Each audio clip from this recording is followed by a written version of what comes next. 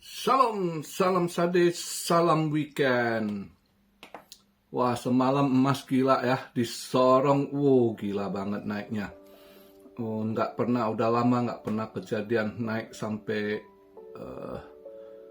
berapa? 64 dolar, 3,6%-an gitu. Udah lama nggak pernah kejadian begitu semalam. Ya, berarti itu ya saya lihat berita ada central bank yang serok juga ya. Tapi biasanya nggak gitu. Berarti banyak yang serok emas kemarin itu mungkin fear dengan war di Middle East ya. Itu. Itulah Friday 13. Saya pikir apa market kripto yang bisa disorong naik sedikit semalam ke 27.000, tapi pas tadi pagi nutup daily-nya di 26.800-an ya. Ternyata semalam yang benar-benar disorong itu logam mulia, hijau tebal semua. Perak juga begitu, emas perak. Kali ini emas yang paling tinggi naiknya. Ya, perak lumayan naiknya, tapi paling tinggi emas. Udah nggak, jarang terjadi emas. Udah lama nggak pernah ini disorong begitu tebel gitu sampai semalam gitu 64 dolar. Wah, semalam kalau yang untung saya udah nggak masuk, udah kena tendang, saya pikir ya udahlah memang ini ya.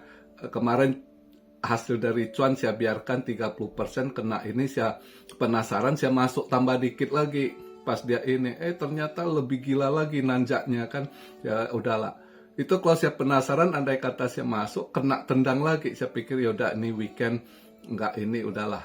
Cuma kena dikit ya kan. Karena sebelumnya yang kena makan dari cuan kemarin, saya cuma ada kena tendang dikit lah. Ya udah ikhlaskan gitu, udah biarkan. Pas ini, tadi pagi pas lihat ini nutupnya di bawah. Wih gila banget nendangnya. Yang beli buy pun saya rasa nggak ada yang bisa dapat sampai segitu di topnya gitu ya. Mungkin pas dia udah di 1900-an mungkin mereka walaupun yang ambil buy saat itu udah TP gitu, tapi udah cuan luber juga, dapatnya udah lumayan sekali itu ya kan. Nggak taunya nutup di 1930-an. Semalam ngeri emasnya. Anyway, sekarang kita lihat di hari Sabtu ini justru ada kenaikan dikit. Kemarin kan market cap-nya di 1 triliun,04, ini dia 1 triliun,05 ya kan. Ada kenaikan 0,7%. Volume juga ada kenaikan dikit ya. Semalam dia ini hari pagi ini, jadi dia volume ada naik 17%-an di 26,5 billion, dominance di 49,9 ya. Tapi ini sementara sih dia ya, diolah Sabtu ini ya, kita lihat besok Minggu ya kan. Biasanya juga udah akan drop atau Senin. Karena tadi saya ada cek bentar gitu kan, minggu depan itu Rabu atau Kamis si Jerome Powell ada speak lagi. Ini dia speak sebelum nanti nextnya itu pembahasan di 30 Oktober 1 November ini apakah naik rate. Mungkin orang akan pantau juga di Kamis, kalau nggak salah Kamis ini dia ada speak ya. Itu jadi ini satu acuan juga kemungkinan ya.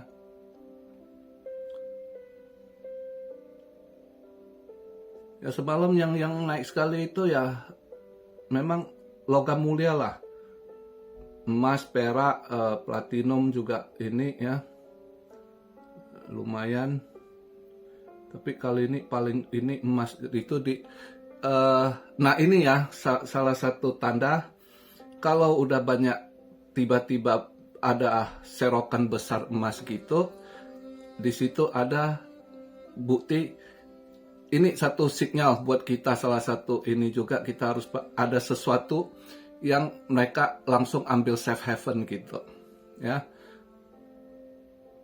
Walaupun dilihat ini core CPI turun, ya kan, lihat dia punya data ini membaik, turun job opening, tapi kenapa serok emas? Soalnya emas kan turun itu dengan inflasi udah mulai turun gitu, ya kan, tapi kenapa tiba-tiba semalam bisa disorong begitu?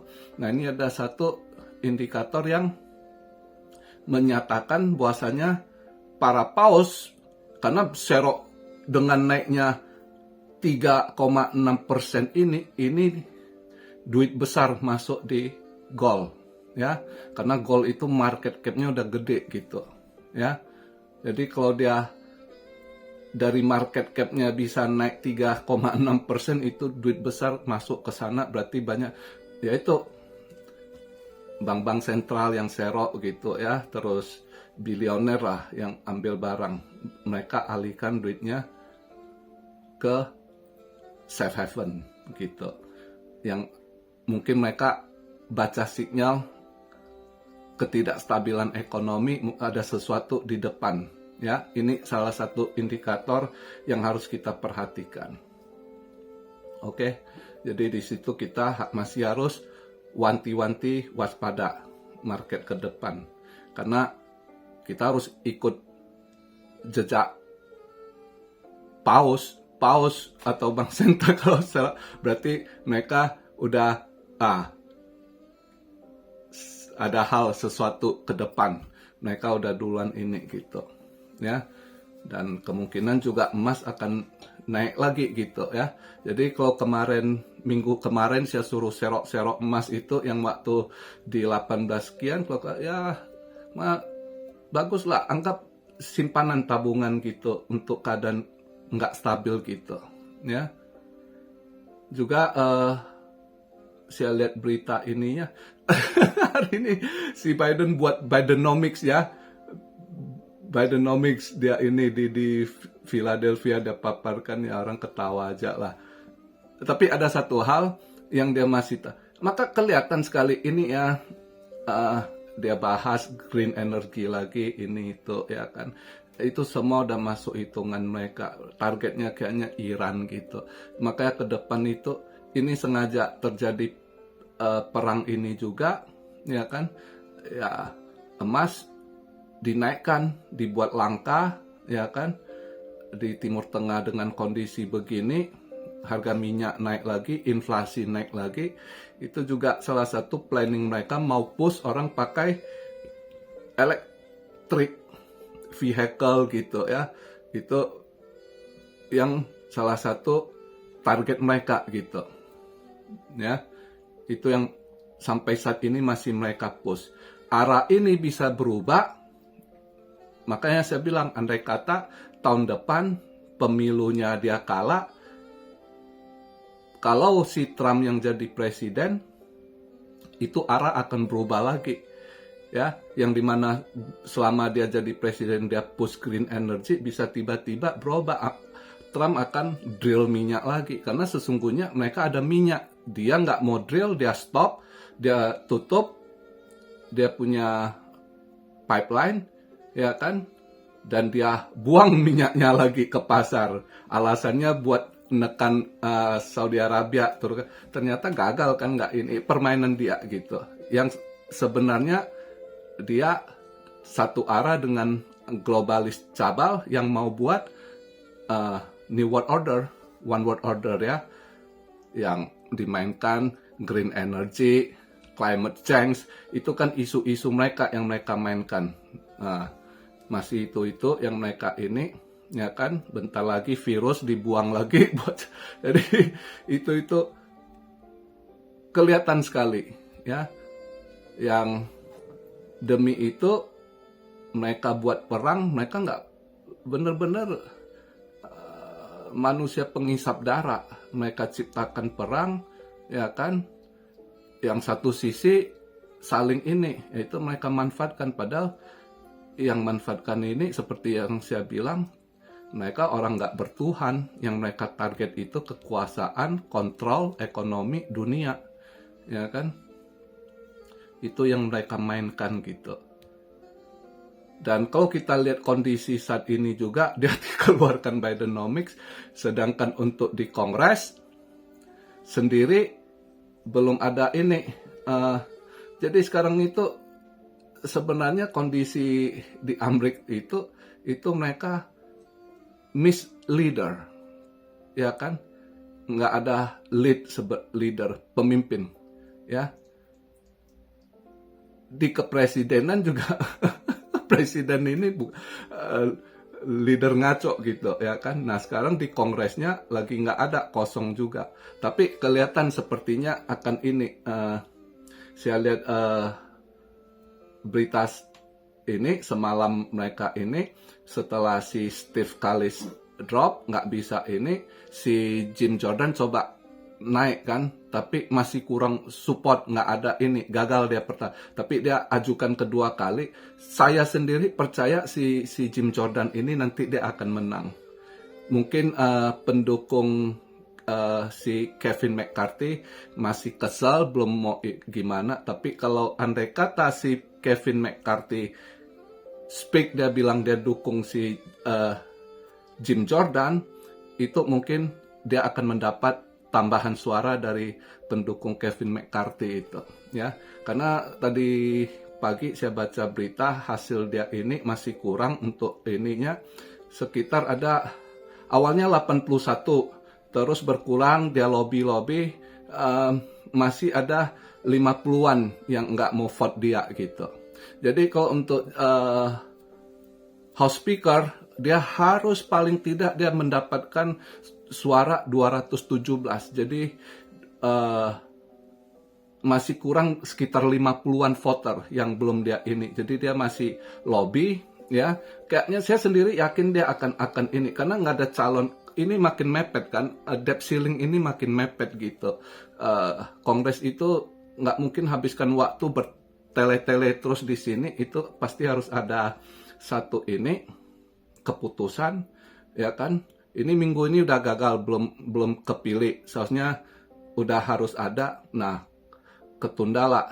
Dan juga tadi saya baca ini, dia weekend ini mereka nggak paksakan. Mereka weekend ini akhirnya ambil rest, istirahat, ya kan. Berarti minggu depan, ya kita lihat. Kalau dia masih ngaco, nggak kepilih istilahnya ketua DPR-nya, ya. House Speaker itu sama seperti di Indo ketua DPR gitu, ya. Jadi andai kata belum terpilih itu makin nggak stabil, karena waktu makin mepet ini. Mereka harus selesaikan budget deep sellingnya, agreementnya, apa yang mau itu aja masih harus bentrok sama Demokrat gitu, karena mereka masih challenge. Karena Demokrat pengennya itu print money gitu untuk kebutuhan yang udah mereka ini. Sedangkan dari Republikan banyak nggak mau, kalau mereka maunya itu potong budget, penghematan, nggak mau cetak akan semakin inflasi, makin nggak genah gitu.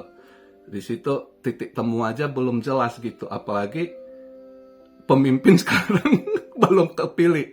Tapi kalau saya lihat dari kemajuan ininya, saya yakin Jim Jordan ini, karena support dia itu kelihatan mulai lunak gitu. Yang awalnya belum menentukan arah, yang masih kesel, tergesernya Kevin McCarthy. Saya rasa andai kata dia berhasil lobby Kevin McCarthy, kalau Kevin McCarthy bilang dukung dia, ya, itu saya rasa dia bisa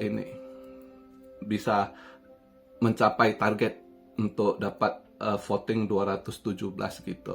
Itu satu arah. Nah, satu lagi news yang kita lebih ini kan si Gary Gensler. Si Gary Gensler ini udah dapat kiriman surat dari Kongres, karena hari itu kan saya pernah bahas, dia minggu lalu dipanggil Kongres itu, orang Kongres udah mencak-mencak sama dia karena suruh dia laporan dokumen yang harus dia submit ke Kongres nggak dia lakukan kan.